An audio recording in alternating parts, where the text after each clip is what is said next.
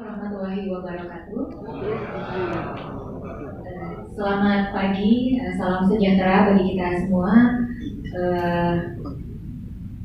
Selamat pagi Bapak Misbah Hasan, Sekretaris, memantik diskusi bagi kita bersama. Kami persilakan Bapak Misbah Hasan, Sekretaris Jenderal Fitra. Selamat datang Pak. Silakan Bapak. Kemudian Mas Budiman Sujatmiko,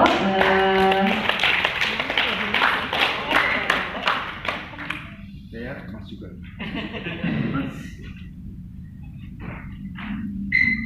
saya persilakan juga Bupati Kabupaten Trenggalek Bapak Muhammad Nur Arifin.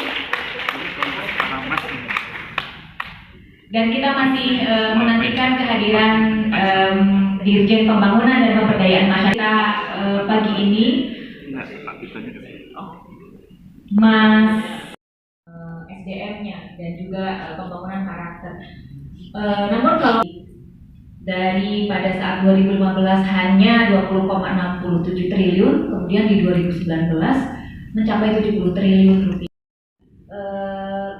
Saya pertama ingin mempersilahkan dan sebetulnya praktik penyelenggaraan Republik ini, termasuk ini juga berkat perannya Pokpap dan lain sebagainya. Saya cuma merasa begini, gak bakal bisa ngurusin satu kabupaten ini bupati terus merasa punya semua power yang dibutuhkan. Dan saya percaya kekuatan paling besar itu ada di dalam masyarakat.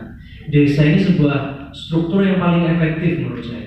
Kalau bupati ngasih order itu, nggak ada anggaran, nggak ada dananya, nggak bakal bergerak itu barang itu. Tapi kalau di desa dengan kedekatan sosialnya, dengan patronnya, dengan dengan sejarah yang mereka punya bersama, kadang-kadang nggak ada duitnya aja bisa jalan.